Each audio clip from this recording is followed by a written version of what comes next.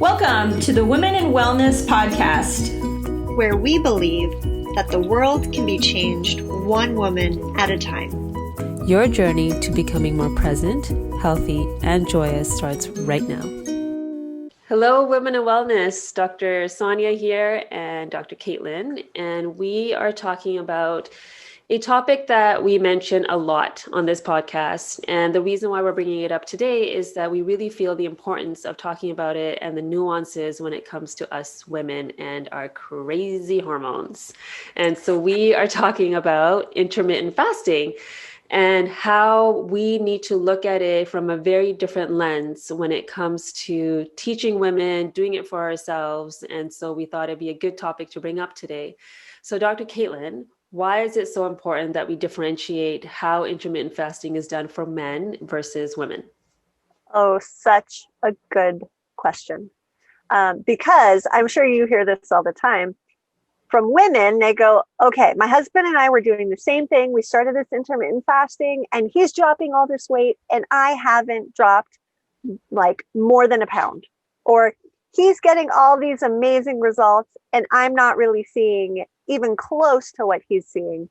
And the big reason that is men's hormones, they change, but they don't change nearly as much as ours do. As women, ours fluctuate immensely depending on where we are in our cycle. So part of the frustration is there's no studies to show us or to tell us this is what you do here, this is what you do there, this is what you do this time of your cycle. And the other problem is even within our cycles, we're so different. So some women might bleed 3 days, some women bleed 7 days. Some women ovulate on day 12 of a 28-day cycle. Some women ovulate on 14, 15, 16. And so with all of these fluctuations and differentiations between us, it makes it really difficult for there to be a one-size-fits-all intermittent fasting lifestyle that women should follow. Mm-hmm, absolutely. And like you said, there's so many variables within that month, and variables such as stress, variables such as travel, variables such as just our mindset and what's going on in our internal system that will affect what our hormones are doing throughout those couple of weeks. So even that will change how we're fasting within that cycle. So it's really learning about ourselves and how we have to pivot and adapt essentially every month. Mm-hmm. And so even when we create a plan for ourselves, like we have to have that flexibility in our mind that, okay, this may change the following month. Mm-hmm. So in understanding that, what's the best thing that women can do for themselves to begin to understand how to intermittent fast? I think the biggest thing that they have to be patient with is the time in which they see results, because it's going to vary per person. It's because it's so dependent on the internal structure of that woman. And so not having these massive expectations that within a month, you're going to be down 20 pounds or even 10 pounds. And you might be, but to do it more from the standpoint of, I'm doing this because this is going to better my health. And as a result, I'm going to get X, Y, Z, which will be weight loss. It'll be, more energy, clear thinking, better digestion, those types of things. So I think part of it is pivoting the why. And it's not to say that those goals are wrong, because we need goals and we need motivation, but the why behind it should really be for an overall healthier self.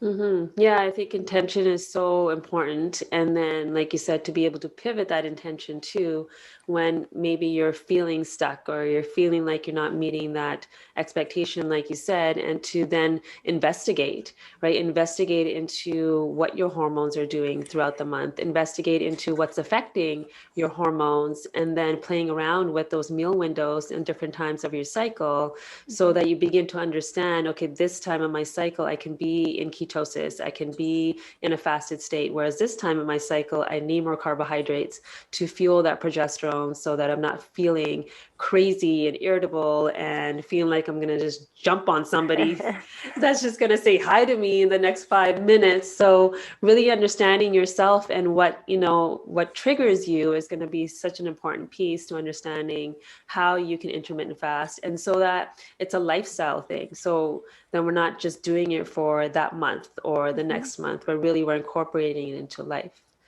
So I was just going to say, I really think women, if they're not already doing it, need to track their cycles. So it's so important to understand, your length. It's so important to understand how long you bleed. It's even important to understand when you ovulate. And it has nothing to do with you wanting to have a baby per se, but that really gives you amazing insight as to what your hormones are doing. And so I always tell menstruating women, the first thing you have to do is start tracking your cycle.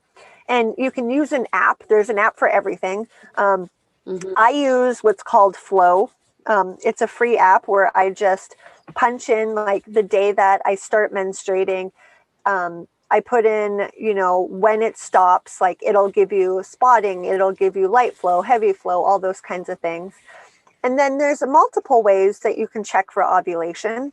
What are some of your favorites, Dr. Sonia, that you can then also add into the app to track so that you can see where things are at?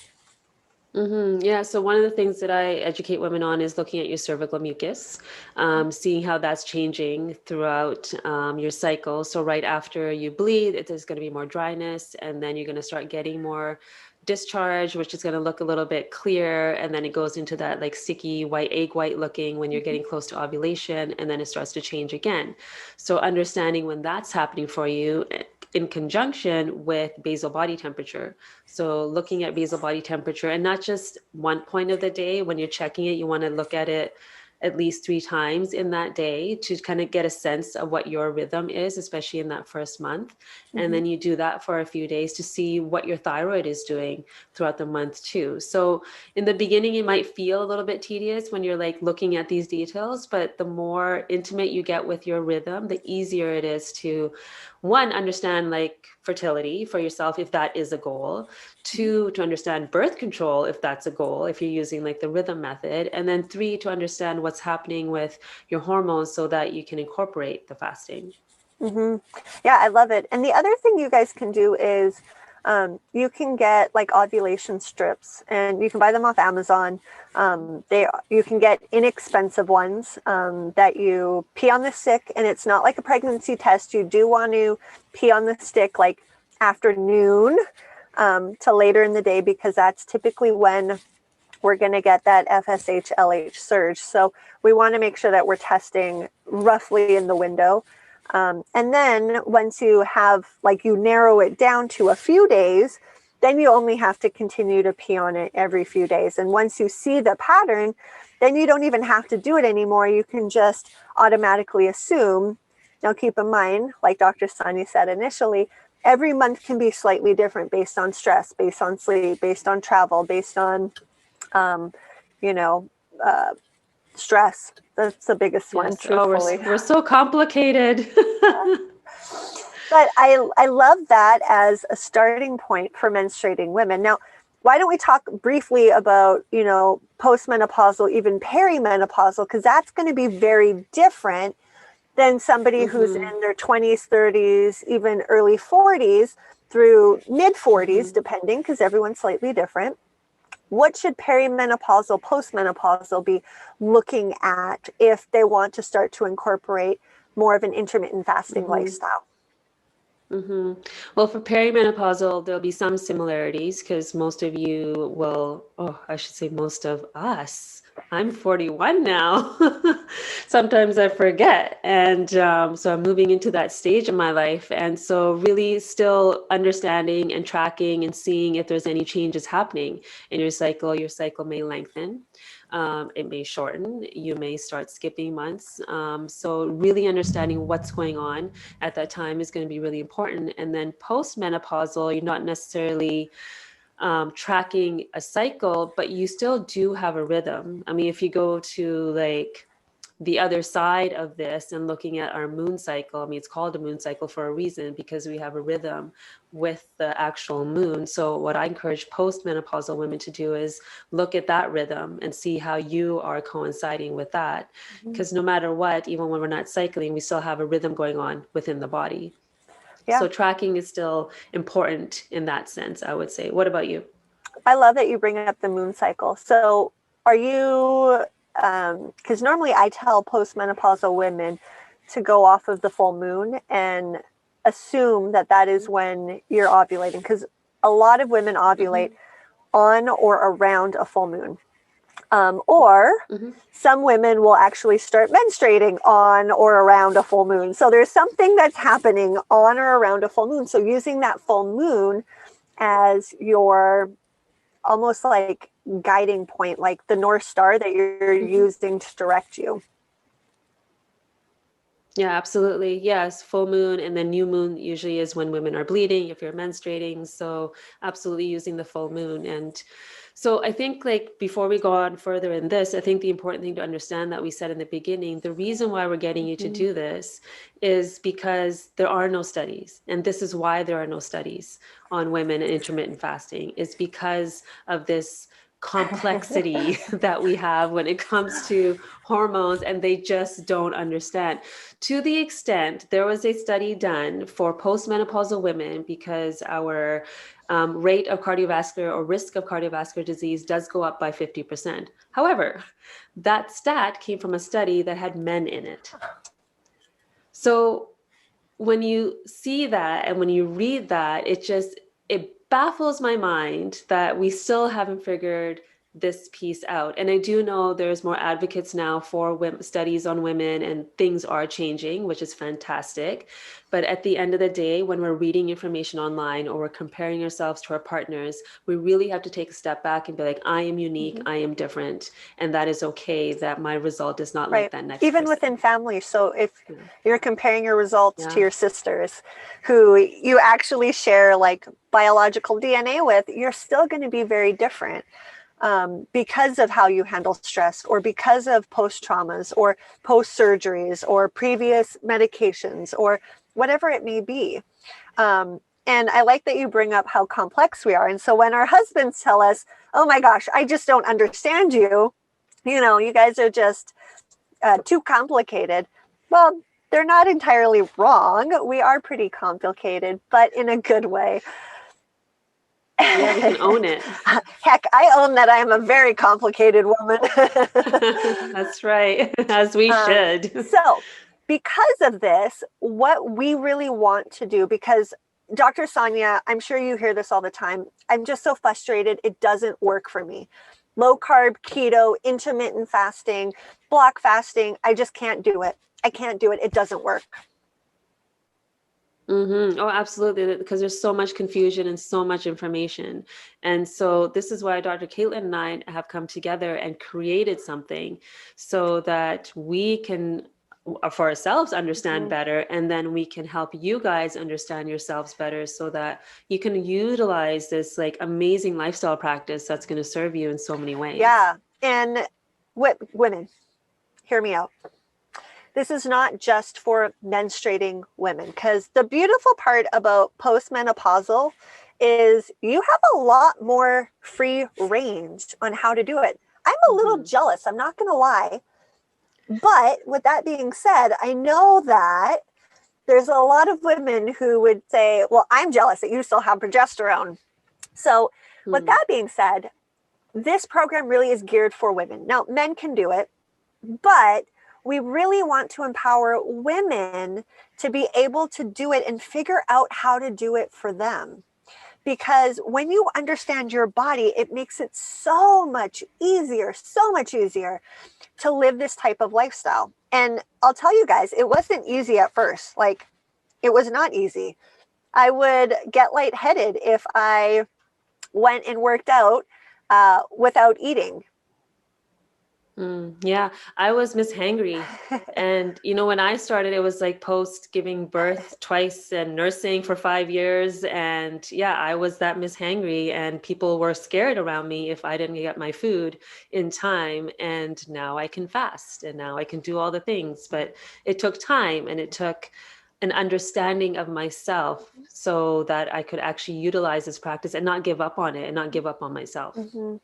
So we've so far, and there'll be more to come, but so far what we've done is we've created 2 programs. One is for the beginner, meaning somebody who has not really incorporated an intermittent fasting or even a low carb lifestyle into their practice.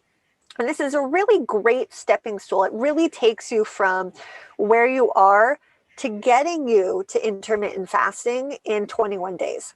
So if you do it kind of on occasion, on the whim, but you're not consistent, I think this would be a great program to start with. How about you, Dr. Sonia? Oh, yeah, absolutely. It's like step by step, everything that you need to know and understand. And it just gives you that like window in to this other lifestyle that can start to serve you.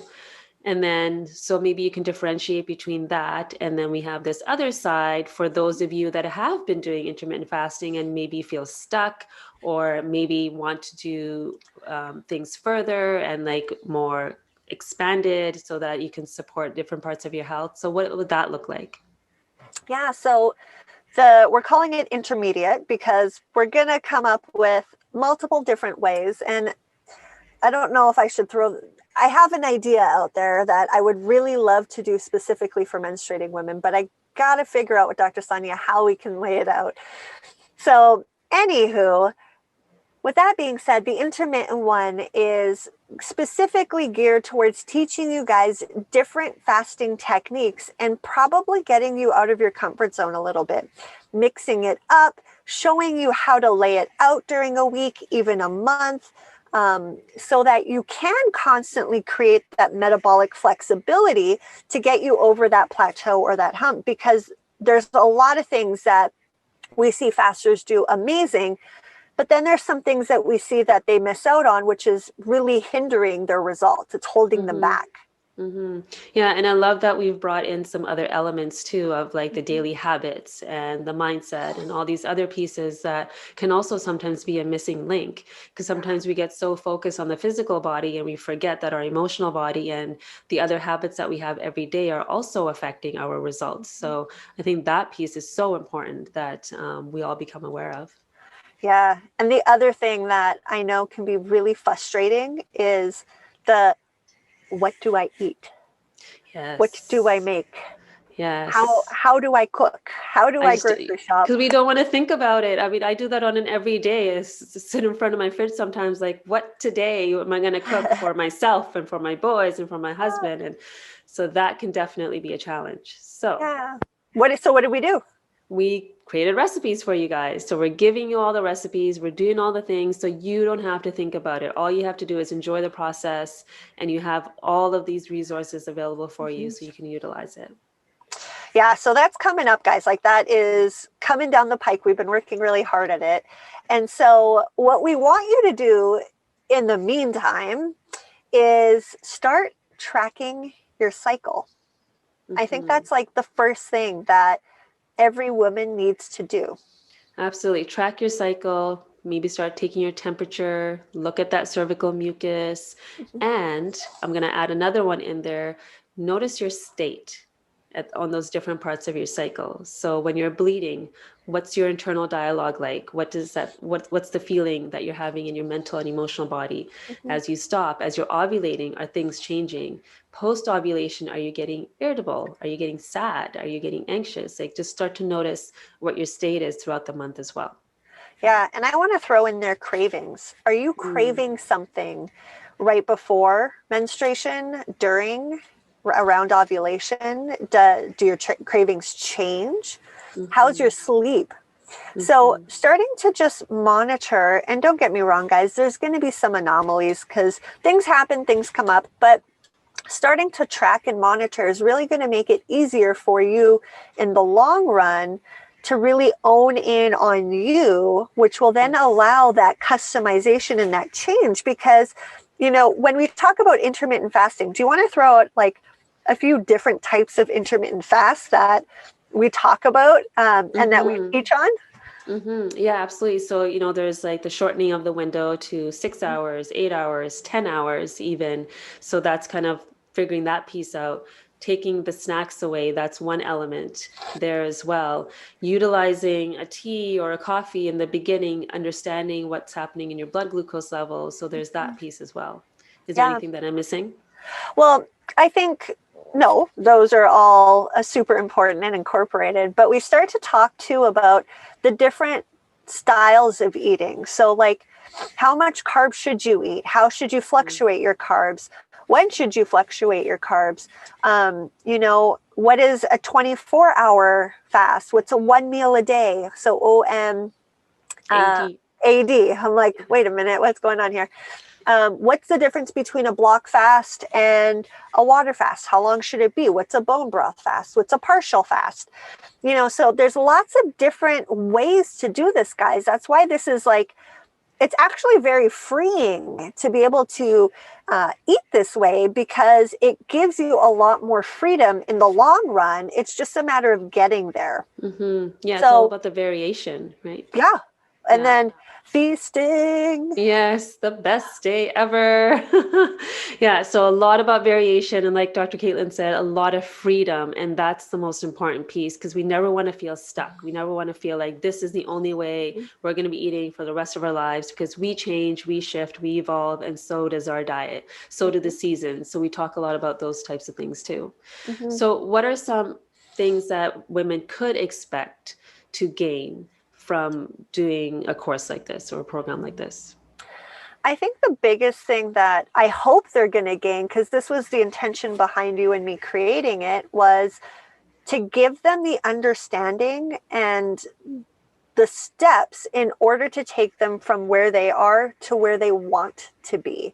Because ultimately, the power is in their hands, and I want them to take back their health. I want them to take back their power and be empowered to do it, because they can.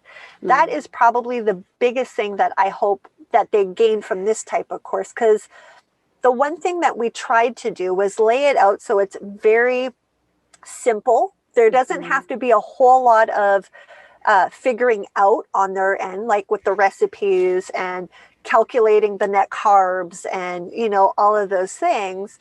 But I want them to feel empowered to take their health back, to take their life back. Yeah, so simple and so profound. So ladies, this is an opportunity, and we are here to serve you guys, and we've put our hearts into creating that for you. So hopefully you guys can gain all the things that you want from that, because again, we're complicated. So we got to stick together and support each other. Okay, so as we're wrapping this up, what are some things that, women, menstruating, not menstruating, need to do in order to truly benefit from the intermittent fasting realm lifestyle? So I think track your cycle. Regardless of where you're at, you've got to start tracking it. And for postmenopausal, start looking at how do you feel on the full moon versus the new moon, and make your own assumptions as to whether you would be quote unquote bleeding during the new moon or the full moon, and ovulating on the new moon or the full moon. Yeah. So I would just add in there, track your state. So track your emotions, do that piece. If you do those two pieces, you're going to get such an intimate connection to yourself, because you're going to have a deeper understanding of how you function. And then from that space, you can start incorporating that intermittent fasting in those, which we teach you how to do, and where to add in the shorter cycles or what kind of fasting you can do, so that you can start moving in that direction. And the one other thing that I want to add, because we're so different, because we fluctuate, because there are no real research studies on menstruating women, I am truly one that believes in test, don't guess. So get a blood sugar and a ketone meter, and that way you can honestly start to test and see what's happening, so that you can change what you're doing. Because honestly, you might see that, your fatty coffee is actually driving your blood sugar up to 160 points. And that's American, guys, not Canadian. But, because when you actually understand and you can see it, then you can make the changes based off of your unique body, your unique cycle, and don't compare yourself to others. Everybody's on their own journey.